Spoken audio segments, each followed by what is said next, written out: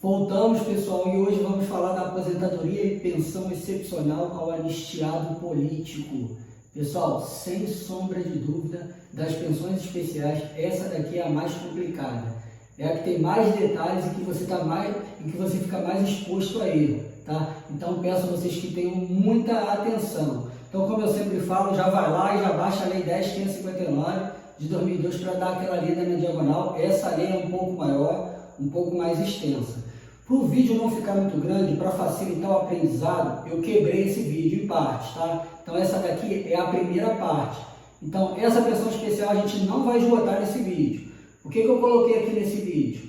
A parte que traz alguns conceitos ali, alguns detalhamentos iniciais, as regras de pagamento, tá? E por onde vai correr a despesa. Então são as três informações. O principal aqui é o que desse vídeo? Por onde vai correr a despesa e as regras de pagamento. Mas vamos dar uma olhada nessas informações iniciais, só para a gente não correr risco, tá bom? Para não deixar nada em branco. Eu vou dar uma lida com vocês aqui, dar uma passada no que diz a lei, tá? Só basicamente dando uma pincelada rápida para a gente não correr nenhum risco. E aí a gente cai para dentro na questão por onde vai correr a despesa e principalmente nas regras de pagamento, que na minha opinião é o mais importante desse primeiro bloco. Tá legal, pessoal? Então, vamos começar. Aposentadoria e pensão excepcional ao anistiado político. Então, regime do anistiado político. Então, ele começa aí no artigo 1º. O regime do anistiado político compreende os seguintes direitos. Então, agora ele vai elencar aqui uma lista de direitos. Então, olha só. 1. Declaração da condição de anistiado político.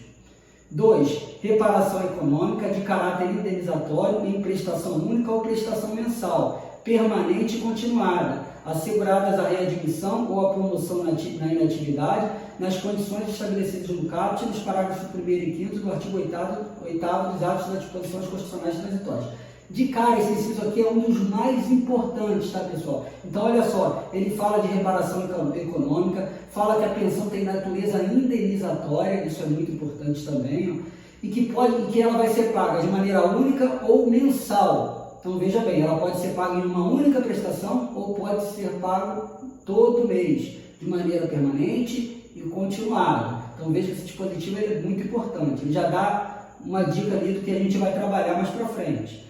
3. Contagem para todos os efeitos do tempo em que o anistiado político esteve compelido ao afastamento de suas atividades profissionais, em virtude de punição ou de fundada ameaça de punição por motivo exclusivamente político, vedada a exigência de recolhimento de qualquer contribuição previdenciária. Então, olha só, não incide contribuição previdenciária. Não incide contribuição previdenciária sobre essa pensão. Então, mais uma coisa importante para a gente, tá bom? Olha só, pessoal, essa pensão vai ser definida via de regra para quem? Para aquelas pessoas que foram anistiadas, que foram expulsas, foram banidas. Tá? Então elas tinham trabalhos ou na iniciativa privada ou na iniciativa pública, também tinham militares, tá? Então todo esse pessoal é que vai entrar nesse rol de anistiados, tá bom? Então não pensa você que só civil da iniciativa privada, não, vai pegar todo mundo, tá? Que de alguma maneira ele foi atingido pelo ato. 4. Conclusão do curso em escola pública ou na falta com prioridade para a bolsa de estudo, a partir do período letivo interrompido, para o punido na condição de estudante. Em escola pública, o registro de respectivo diploma para os que concluíram o curso em instituições de ensino no exterior, mesmo que este não tenha correspondente no Brasil, exigindo-se para isso diploma ou certificado de conclusão do curso em instituição de reconhecimento e prestígio internacional. Então, olha só, também alcança os estudantes. Então, aqueles estudantes que tiveram que deixar o país e se formaram lá fora e fizeram um curso lá fora, têm um direito reconhecido aqui dentro. Então, eles vão trazer para cá o curso e vai ter esse curso reconhecido aqui. 5. Reintegração dos servidores públicos civis e dos empregados públicos punidos por interrupção de atividade profissional em decorrência de decisão dos trabalhadores, por adesão à greve em serviço público e em atividades essenciais de interesse de segurança nacional por motivo político. Então, aqueles que foram prejudicados aí por ter aderido greve, servidores e empregados também vão ser alcançados, tá? Parágrafo único, aqueles que foram afastados em processos administrativos instalados com base na legislação de exceção, sem direito ao contraditório e à própria defesa, e impedidos de conhecer os motivos e fundamentos da decisão, serão reintegrados em seus cargos. Ou seja, aqueles que não tiveram direito ao devido processo legal, tá, pessoal? Então, não teve direito ao devido, também vai ter o direito aí do retorno e de recuperar aqui todo aquele status que eles tinham antes, tá bom? Então essas são as primeiras regras que envolvem direito. Como eu falei, essa primeira parte, trazendo alguns conceitos, algumas normativas ali já para a gente começar a conhecer o que vai vir depois. Declaração da condição de anistiado político. São declarados anistiado político aqueles que, então olha só, período que a lei alcança para ser declarado anistiado. Importante, pessoal, importante, anota. Ó, no período de 18 de setembro de 46 até 5 de outubro de 88. O que tem no dia 5 de outubro de 88? Constituição da República, a nossa Constituição Cidadã. Tá? Então vai até a promulgação da nossa Constituição. Tá? Bastante atento. Por motivação exclusivamente política, então serão declarados anistiados neste período, aqueles que neste período, por motivação exclusivamente política, foram. Então ele começa aí agora os atos que essas pessoas sofreram. 1. Atingido por atos institucionais ou complementares ou de exceção na plena abrangência do termo. Punidos com transferência para localidade diversa daquela onde exercia suas atividades profissionais, impondo-se mudanças de local de residência. Ou seja, transferência do pessoal aí, servidor, empregado, tá? Não por interesse público, mas visando puni-lo. 3. Punidos com perda de comissões já incorporadas ao contrato de trabalho ou inerente às suas carreiras administrativas. 4. Compelidos ao afastamento da atividade profissional remunerada para acompanhar o cônjuge. 5. Impedido de exercer na vida civil atividade profissional específica em decorrência das portarias reservadas do Ministério da Aeronáutica. Então, ali tinha uma listazinha também. Tá? 6. Punidos, demitidos ou compelidos ao afastamento das atividades remuneradas que exerciam, bem como impedidos de exercer atividades profissionais em virtude de pressões ostensivas ou expedientes oficiais sigilosos, sendo trabalhadores do setor privado ou dirigentes e representantes sindicais, punidos com fundamentos em atos de exceção, institucionais ou complementares, ou sofreram punição disciplinar sendo estudantes.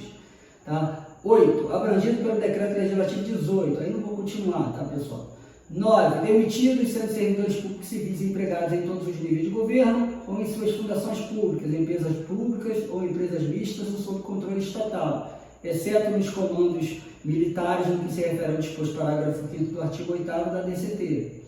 Punidos com a cassação da aposentadoria ou disponibilidade. Então veja que ele vem, é punido, é cassado, é demitido. Tá? Então esses são os atos. 11. Desligado, licenciado, expulso ou de qualquer forma compelido ao afastamento de suas atividades remuneradas, ainda que com fundamento na legislação comum ou decorrente de expedientes oficiais sigilosos, punidos com a transferência para a reserva remunerada, reformados ou já na condição de nativos, com perda de proventos por atos de exceção institucionais ou complementares na abrangência do termo, compelidos a exercer gratuitamente o mandato eletivo de vereador por força de atos institucionais, tá? Punidos com a cassação de seus mandatos eletivos nos poderes legislativo ou executivo em todos os níveis de governo, e na condição de servidores públicos civis ou empregados em todos os níveis de governo de suas fundações, empresas públicas ou de economia mista ou sob controle estatal, punidos ou demitidos por interrupção de atividades profissionais e decorrência de decisão de trabalhadores. Estou indo bem corrido, tá, pessoal? Para o vídeo não ficar muito grande, eu acho que essa parte é bem conceitual. Você tem que vir aqui, tem que ler, tá? Então é punido, é demitido, é desligado. São atos mesmo de perseguição.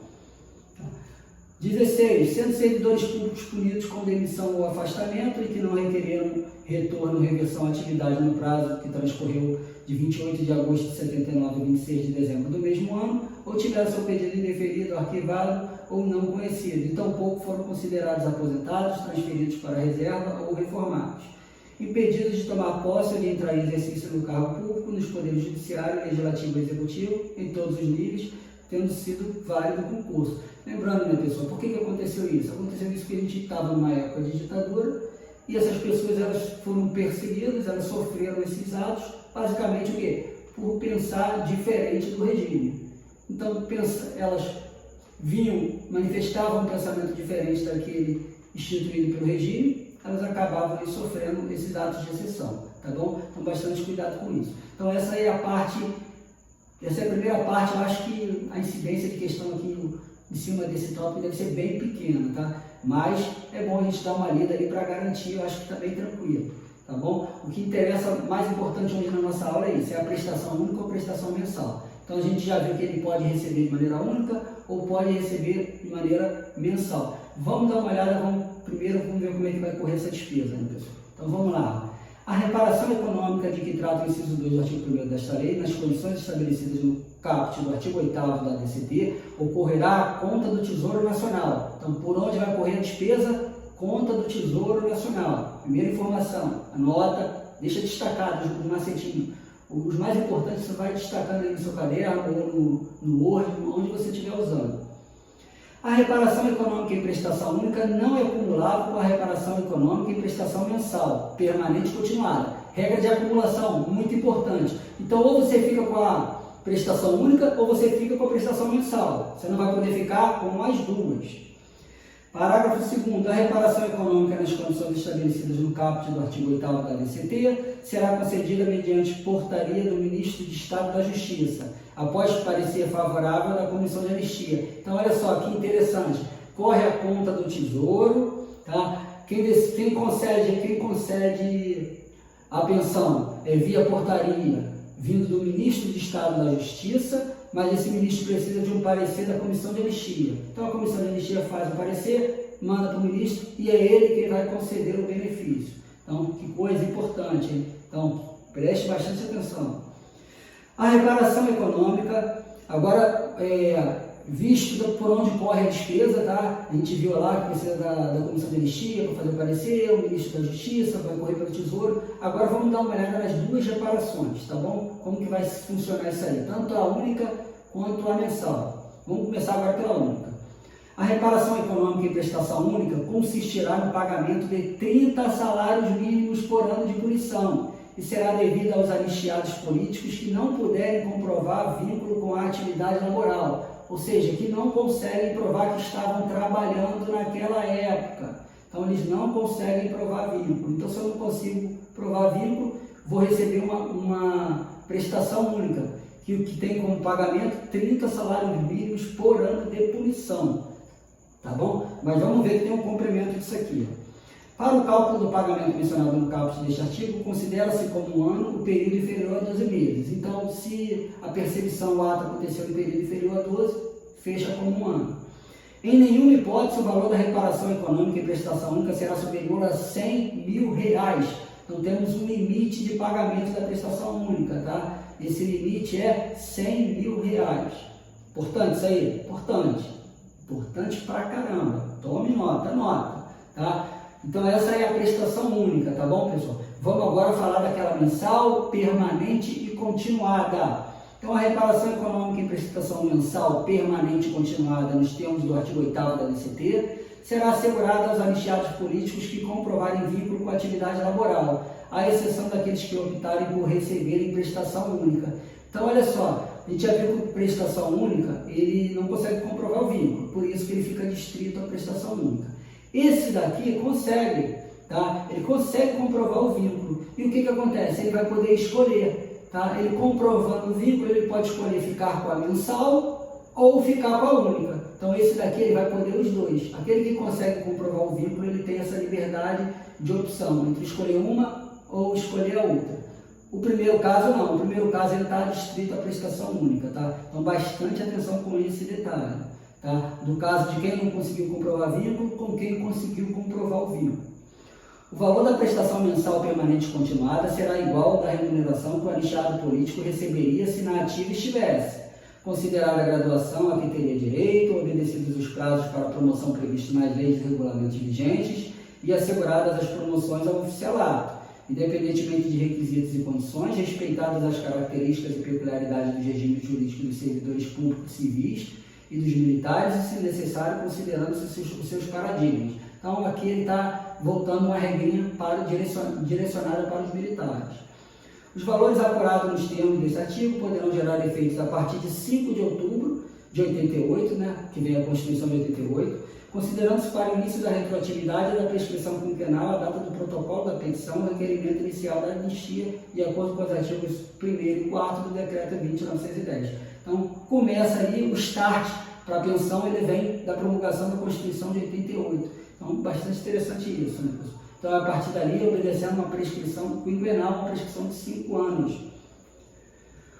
O valor da prestação mensal permanente continuada, agora vamos ao valor da prestação. A gente já viu que lá na única a gente tem 30 salários mínimos por ano de punição, limitado a R$100.000. Olha essa daqui, o valor da prestação mensal permanente continuada não será inferior ao salário mínimo nem superior ao teto estabelecido no 3711, parágrafo 9º da Constituição. Isso aqui é o que? O subsídio dos ministros do STF. Tá? Então ele vai do salário mínimo até o limite do valor pago aos ministros do STF, o subsídio dos ministros do STF. Tá? Bastante atenção nisso aí. Então temos um limitador, o menor, um piso e um teto. Se o anistiado político era, na data da punição, comprovadamente remunerado por mais de uma atividade laboral, não eventual, o valor da prestação mensal permanente continuada será igual à soma das remunerações a que tinha direito, até o limite estabelecido no caput deste artigo, obedecidas às regras constitucionais de não acumulação de cargos, funções, empregos ou proventos. Então, olha só, aquele que tinha 2 empregos, ele vai o quê? Vai somar. O que ele está falando aí? Será igual a soma das remunerações. Se ele tinha 2 empregos, 3 empregos, vai fazer o quê? A soma para verificar o valor da concessão da pensão. Observando sempre o limite que a gente viu lá, que é o subsídio dos ministros do STF.